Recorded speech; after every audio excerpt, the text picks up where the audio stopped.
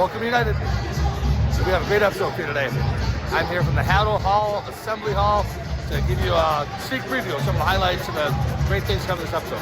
Enjoy.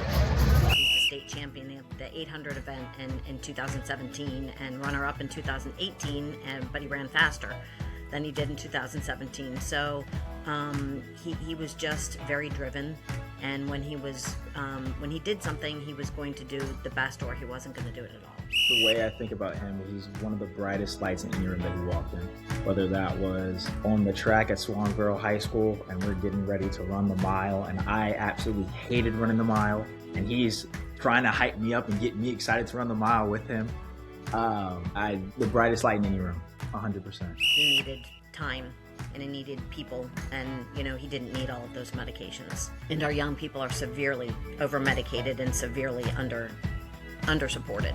And that doesn't mean that there isn't a place for medications, but it does mean that we don't spend the time that needs to be spent. And for some people, competition turns into something that's not healthy, and it does rule your life. And I think that implementing these kind of pressures on young people, especially when they're already trying to navigate this world that we live in, that's a battle for anybody, let alone young people. It's just heartbreaking, to say the least,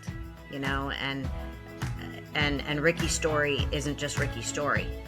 Ricky's story is the story of 1,000 other young athletes, and that's why we need to talk about it.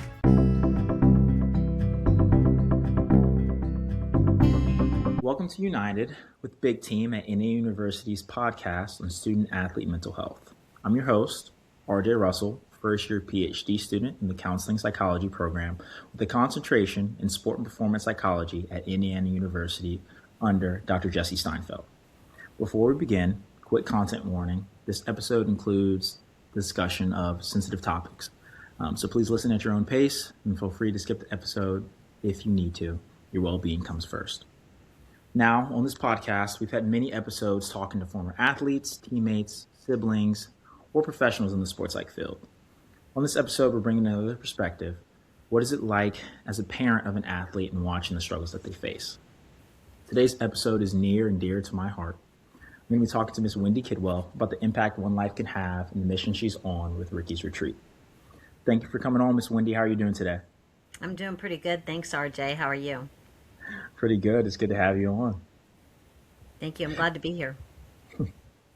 So in honor of our national champion Indiana Hoosiers football team, we have a unique way of introducing our guests. So we're going to introduce Miss Wendie and Ricky's Retreat with the help of Coach Signetti. So, Coach, get us started. Yeah, it's pretty simple. I win. Google me. Okay. So, Miss Wendie, if the audience Googled you, what would come up in the search? What would come up in the search? Well, what would come up in the search is stuff that I never thought would come up in a search. It would come up that I'm the founder of a nonprofit organization called Ricky's Retreat. It would tell you that I'm a certified peer support specialist in the state of North Carolina. I'm a recovery advocate for the North Carolina Recovery Helpline. I am a facilitator in the Wellness Recovery Action Plan. And all of those things I did not plan on doing, but I am. Yes, ma'am. Yes, ma'am. So with that, before we kind of go more into the episode, before we can even get into Ricky's Retreat, I'd like to introduce the listeners to Ricky. So I was wondering if you could tell them his story. So Ricky is my oldest son. Unfortunately, Ricky died by suicide just over 4 years ago, April 16th of 2022. If he were alive today, he would be 25. And Ricky has a pretty long story. Which part do you want to hear, RJ? Look, whatever you feel comfortable sharing. Well, Ricky was always just different. He was a good different. He was empathetic and compassionate and just constantly thinking from the time that he was very little. He was questioning everything. He always asked us tons of questions. And really, as he got older, we could see a lot of perfectionism and just sort of things that I think we didn't realize at the time, being that he was our first child. You know, he was a very deep thinker. His brain didn't ever stop. And I would say that maybe around the time of kindergarten, I really could see examples of, like, he would bring homework home and be trying to trace letters and go off the lines and just like start crying and be under the table and be really upset that he couldn't form the letters perfectly. Sort of little things like that. As I look back, I can notice them more than I did going through them at the moment. But Ricky was just always a standout. He was the kid that never had his apple turned in preschool because he did everything the right way. He graduated from high school with a 4.8 GPA. As we'll see in a few minutes, he's the state champion of the 800 event in 2017 and runner-up in 2018, but he ran faster than he did in 2017. So he was just very driven, and when he did something, he was going to do the best, or he wasn't going to do it at all. Yes, ma'am. I think with everything you just said, when you think about Ricky today, what's the first thing that comes to mind?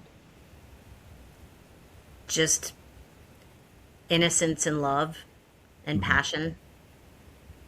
Just all good things.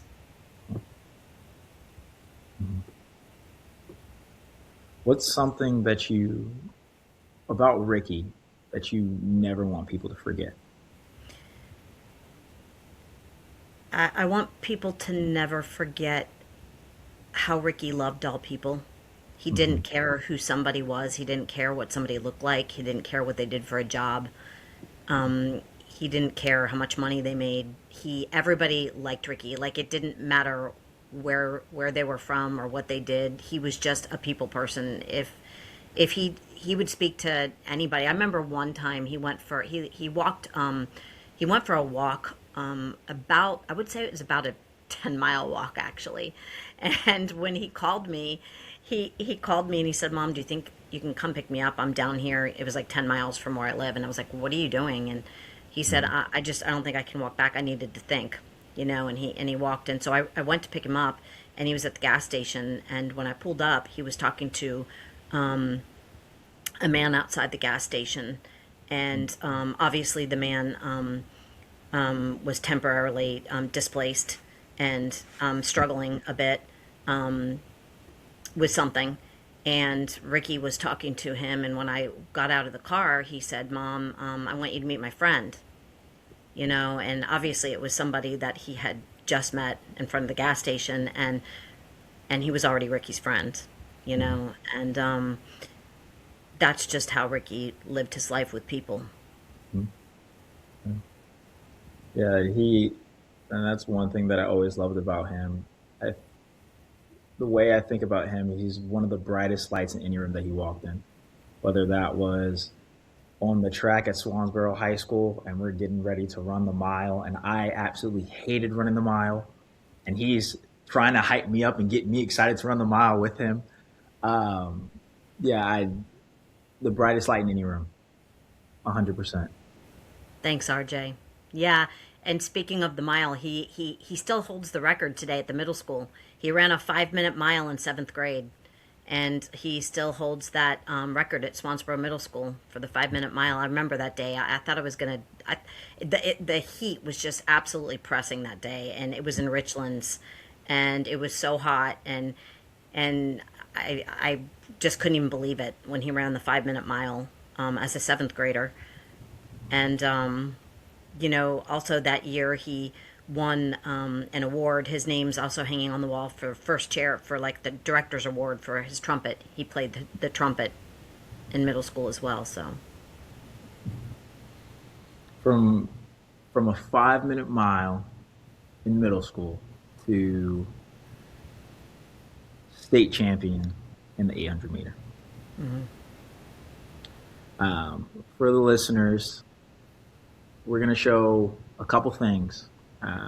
One being his 800 meter state championship race, and then also his interview afterwards. So first, I want to pull up his race so we can watch that, and then I want to get into the interview as well.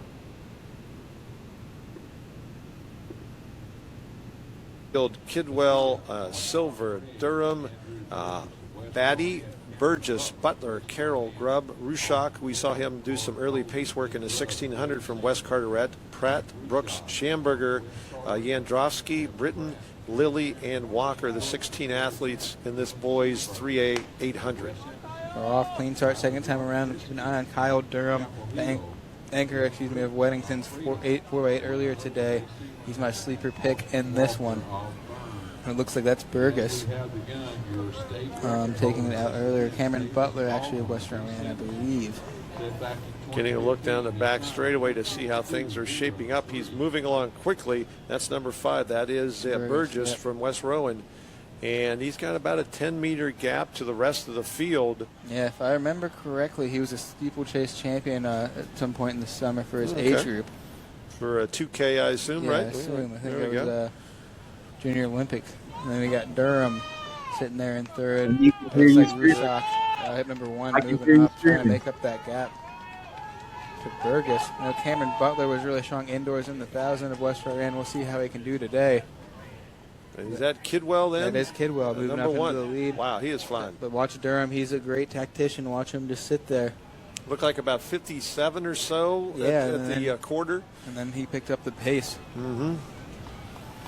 Now, he moved from about 410 meters, so he's got a long way to go. Still has 250. He is look showing at it him on now. his face. I don't know. If he can hold on to this and he's just got extra gears. 10-meter lead over Burgess from Rowan, West Rowan, excuse me. So it is Kidwell, Burgess, 1-2. Kidwell stretching his lead. He's now got about 15 meters, but he's got a trio going to try to run him down in the final 110. West Rowan teammate sitting second and third as Kyle Durham moves to the outside, but this is impressive from Ricky Kidwell. The junior from Swansboro ran 156.76 a week ago. He will have enough track to get this done, but Kyle barely. Ooh. 156.08. He's a happy young man, and he timed his move perfectly. Yeah, because Durham was coming. 156.11, excuse me. Durham 156.60. Your top 2 finishers. And Kidwell went from 400 out and looked like he was tightening it up way about 300 meters to go. He just kept cranking it out. He put his head back and he was gritting his teeth and he was just working. It was similar to the expression of the one young lady you said always, always has that. It's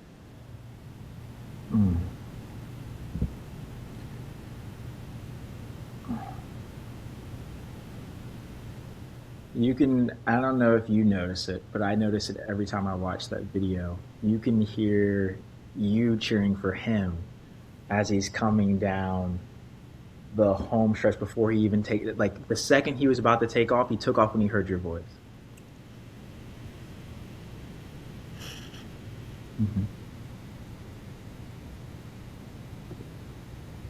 And that's one thing that I always knew about him, and things that we talked about wanting to make our mothers proud.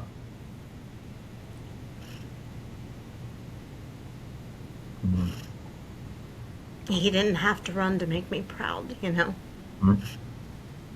And it's always painful for me to watch that race because it feels like it was just yesterday. And I remember every single thing he did to prepare to win that race. And I don't know why, but in the moment and in the time, it didn't dawn on me how much pressure that he was under. Yeah. And so many high school and college athletes are on under the exact same pressure, you know, and I think we don't realize it. I think, you know, in young people, especially with young males, you know, to cover up the anxiety and the pressure, because nobody else is talking about it, nobody else notices it, nobody else is like, so like, we shouldn't be feeling this way, like just push through, you know. I think that's what it is. And you know, if people that experience it don't talk about it, then nobody's ever going to change it. Yeah. You know, and his running, was I proud? Of course, you know, I was proud, but what I was more proud of is the interview after he ran. Yeah. Not sure he knew that. I hope he knew it. No. I think he knew it. Mm-hmm. But the pressures internal just were, you know, at that time we didn't realize how immense it was, but it just got worse from that point on. And I want to pull up the interview next so then people can see, you know, the words that he said and how he felt after that run. Mm-hmm. There's a lot of impactful things that he said. Oh, yes. Mm-hmm. So I'm going to pull that. This is NC Runners here with Wendie Kidwell, the winner of the boys 800-meter run in a time of 1:56 over Kyle Durham. So can you walk us through that race? Pretty much we just walked out on the line, started with a restart, gun went off, they called us back, so it shook me up a little bit, but I tried to keep a level head. And when the gun went off, I tried to get out fast. I never like to go out quite in the lead. I never like to lead. A lot of people take off really fast, so I stayed in. It was a little box in, but I just kept my cool. In the last 400, I tried not to surge around the corner because I didn't want to waste energy. And in 300, I opened up. I believe that's when I went into first, and I could see him on the screen over there. And I said, okay. I really buckled down. I know that's where people lose the race, is that last 200 meters when they think they've won it and they slow down. So I kicked it, got to the 150 and just let everything out that I had, absolutely everything. Yeah, you came out really strong. So with 300 meters to go and you had that lead, what was going through your mind? Through my mind, I was just astonished. I was looking at the board. I'm not gonna lie, I've been nervous all week. I've just been thinking about it in my classes, and I was trying to deal with my nerves, read some Bible verses, pray over it, and just try to stay calm. And so when I got to that last 300 and I saw myself in the lead, it was just an amazing time. I just wanted to do everything in my power I could win. And you came in with the top seed time, and I did. It's a lot of pressure. Me and Tommy both picked you to win it as well. So oh wow. Is that you know, you had made this steady improvement. I guess we weren't as familiar with your history. So can you walk us through some of the improvement you've made that's led you to this point? Some of the improvement, I believe I started out. I used to run the 16 in middle school. I ran 16. When I really started to run the 800 was freshman year, and we got into the 4x8. And we were two freshmen. We had to pull our weight to get to states. So I hit 201 split. My buddy hit like 159, and that was astonishing. And from that point forward, I really loved the 800, just because I'd run it so many times. So I converted to the open, and I had Darius Futrell. He was the state champion last year, and I ran with him frequently, and he pushed me to get 159. And then this year I came in, kind of hit 159 again. I could feel myself. I wasn't getting sick like I used to. So I thought, okay, I can push myself harder. I can get there. So regionals I took off. I didn't know if I could win that, but I managed to pull that out. Really hard wind on the backstretch, but I pulled through in the last 150. And at states, I was just like, if I could win, this would be great. It'd be astonishing. And I just tried to keep a level head, go out, and that's what I did, and it really helped me. And I prayed a lot. Really, that wasn't just me out there; it was God out there. Oh, glory to God. I just want to remember to stay humble. Just try not to brag too much, even though I am on top of the world. But I really appreciate everything God's done for me in my life, and I prayed really hard. I'm not gonna lie, like I said, really nervous, and it was God that really helped me pull through that. How meaningful is it to you to come over to the States? It's absolutely meaningful to me because it's meant everything to me since my freshman year, and I never knew if I could do it. I was doubtful myself at times, but I just said, okay, keep a level head. These guys are just like you. We're all human here. Stay level. I knew physically, I'd worked really hard really giving myself the resting period I needed. And I knew physically it was there. It was just really mental battle with me. And Awesome. Congratulations. Thank you so much for talking with us. thank you, sir. I appreciate it. What did his words mean to you? A lot. At the time, again, I didn't really realize.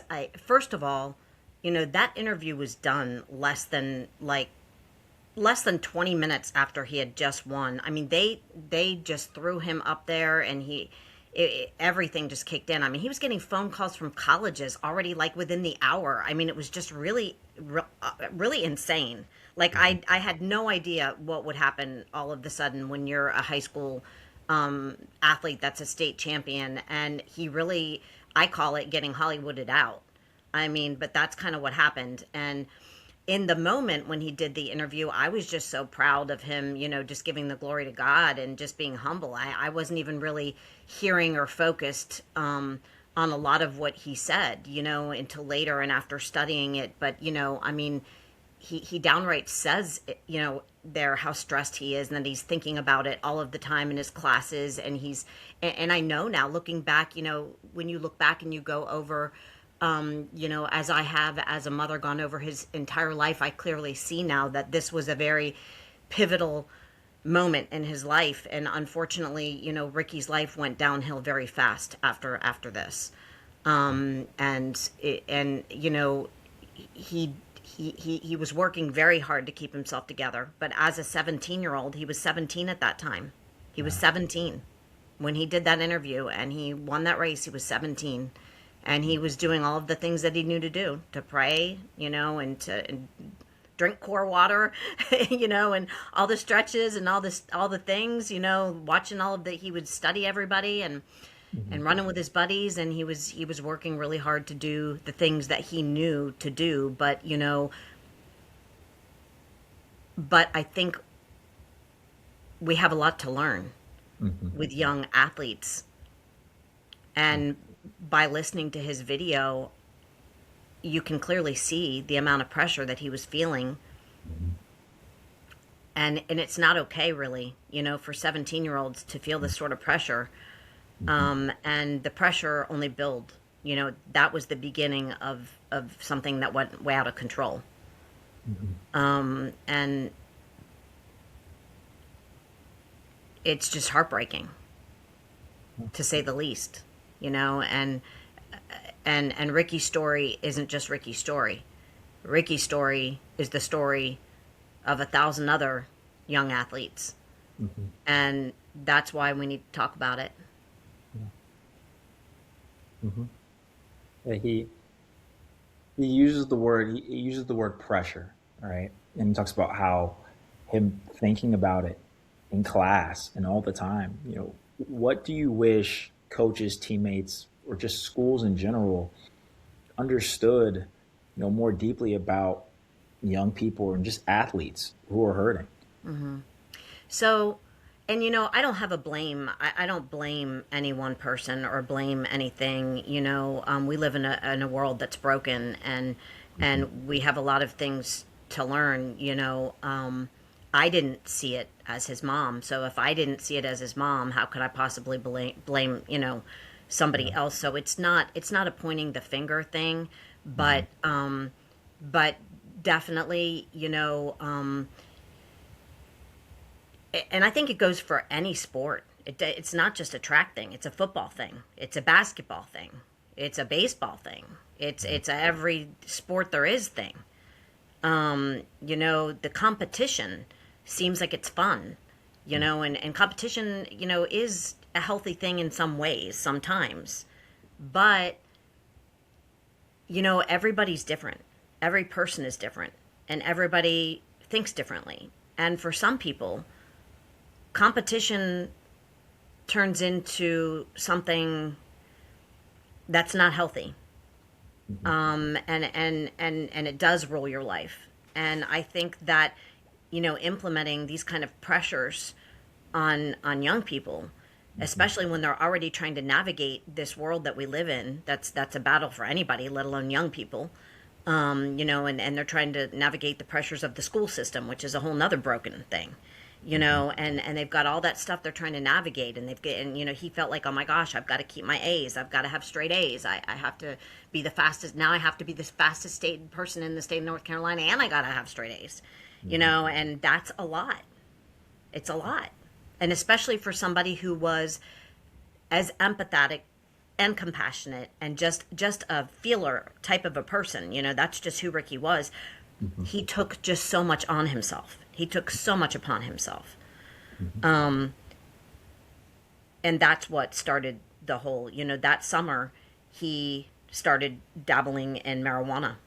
And after that race, and I know now that looking back, that marijuana alleviated, that was a self-medication alleviating a lot of that pressure that was building up that summer. And you know, that when he could not get marijuana, he would start to buy Benadryl. He started to buy Benadryl in Walgreens, and you know, we didn't know it at the time, but he was self-medicating. He was trying to like stay calm. He was trying when he said it, he said, I'm staying calm. He was not able to stay calm anymore. And so he was trying to find things to stay calm, and he didn't talk about it. You know, he was a silent warrior, as a lot of males are, you know, and so that started just a terrible downhill spiral, you know, and it was terrible, very terrible. And, you know, he ended up being prescribed a medication before college that, you know, was supposed to help him focus. But the medication is highly abused by not just Ricky, but a lot of college students and college athletes. It's, you know, some people are able to use Adderall and Vyvanse in the way that it's prescribed. And if they can, then that's great for them. But there are a lot of people that are not able, especially as an 18-year-old, given a bottle of basically legalized cocaine, you know, to use that in a healthy way prescribed by a doctor is not an easy feat. You know, going away to college and being an 18-year-old and having a bag of medicine, and he didn't use it the way it was prescribed. And he did end up in a state of psychosis, which landed him the first visit in a hospital where he was over-medicated. A lot of heavy duty drugs, risperidone and trazodone, and just a whole slew of things that really just reorchestrated his levels of serotonin, dopamine, and you know, his mind just really was never the same after all of those medications. And that just started a series of a 4-year in and out of hospitals, and addictions got worse with prescribed and then street things, you know, when he couldn't get the prescribed things. And he was, I don't even know what the word is, beyond, he was not okay with where he had gotten himself. Going from, you can see clearly the person that Ricky was and who he was at 17 is very clear. There's no question about his character. And when he had gotten himself into the situation, he was appalled. And he felt like there was no way out. And so he was suicidal, actually, for several years. Again, we tried, you know, everything we knew to try. But at the time, we didn't know what to try, and we sort of felt like hospitals might help him. But I will tell you that now we clearly see that hospitals sort of helped the breaking process more. He needed time, and he needed people, and, you know, he didn't need all of those medications. And our young people are severely over-medicated and severely under-supported. And that doesn't mean that there isn't a place for medications, but it does mean that that we don't spend the time that needs to be spent. You know, a psychiatrist might see somebody for 5 minutes in a period of 3 months, and that's not. We have to do better. That's not good enough. It's breaking our people. Actually having conversations and talking with people instead of just automatically prescribing the medication. Yes. And you know, no medication acts the same way in one person. How has Ricky changed the way that you understand mental health? I mean, it's changed everything. I mean, I left my teaching career. I was in the teaching field.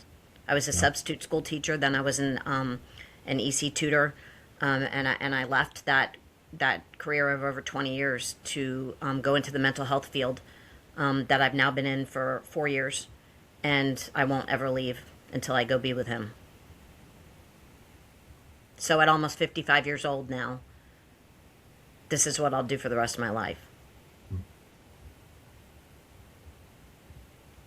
So thinking about that, the work that you're doing with Ricky's Retreat, for the listeners who aren't familiar, what is Ricky's Retreat, and how does it support young people? So Ricky's Retreat is a peer-led organization. What we believe, we're under basically the mission of trying to reduce the number of suicides and reduce the number of overdose in our youth. And we believe that by providing peer support, lived experience of people that have struggled with the same sort of things, and being there and providing our time is what's going to make a difference, and it has. It was started in May of 2022 in my backyard garden, where we had about 76 young people visit the first year. And the past couple of years we've been in a house, and we're open a couple of days a week. We're striving to open more. We'd like to be open every day of the week. But we are a free resource to the community, which does end up being a little bit of a challenge because it's a funding thing. And I, in a million years, never thought I'd be the founder of a nonprofit organization, but here we are. So we're at the moment, we're actually trying to figure out how to buy the 15 acres of land that we're on. That's kind of a secret, so don't tell anyone what we know. We need over $1 million. But I see recovery. I see recovery on that 15 acres of land, and just like Ricky said, I give the glory to God, and I know He can do it. How much of Ricky's spirit do you see reflected in Ricky's Retreat? 100%, over 100%. It's you can't make the things happen that happen, the signs that happen, the things that happen. You just can't make the stuff up. The story behind just everything that's happened with the nonprofits thus far. Yeah, there's no doubt. When someone walks into Ricky's Retreat, what are you hoping that they feel? That they feel like they've found a home, that they feel like they have a safe spot. They walk in and they can see the murals that people have painted that evoke peace, and they know they can go to the cupboard and get a snack. They know there's always going to be Gatorade or water or coffee or tea. They know they can retreat to the cave, which is like a lit area with special lighting and beanbag chairs, and they can go to the art room. They can paint. They can go to the writer's closet and journal. They can go to the library and read or meditate. They can go outside the meditation garden, hear the birds. I hope they find a safe spot, a safe place that they want to come to. Not a place that they have to go, but a place that they want to go.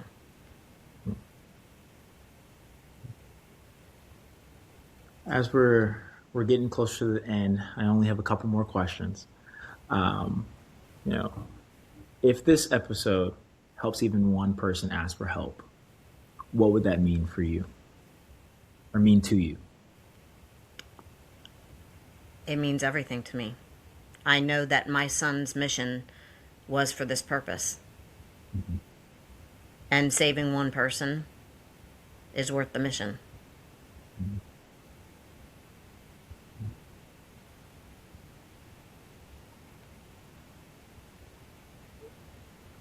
What is one of your favorite memories with Ricky? It's just so tough. There's so many. I think how he makes people laugh. Do you have that video, RJ? I have. So, he just always, he just liked to have fun. I think it helped him, stay calm, like he said, just to laugh and to make other people laugh, made him happy. So he could do like voices, like really funny voices and stuff. But when you would sing, can you pull that up? Yeah, I can pull that up. Okay. When the saints Yeah. go marching in, when the saints go marching in, oh Lord, I want to be among the number. Oh, when the saints go marching in. Ricky being Louie.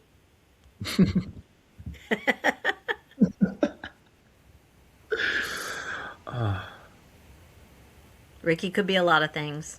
Mm-hmm. He was himself.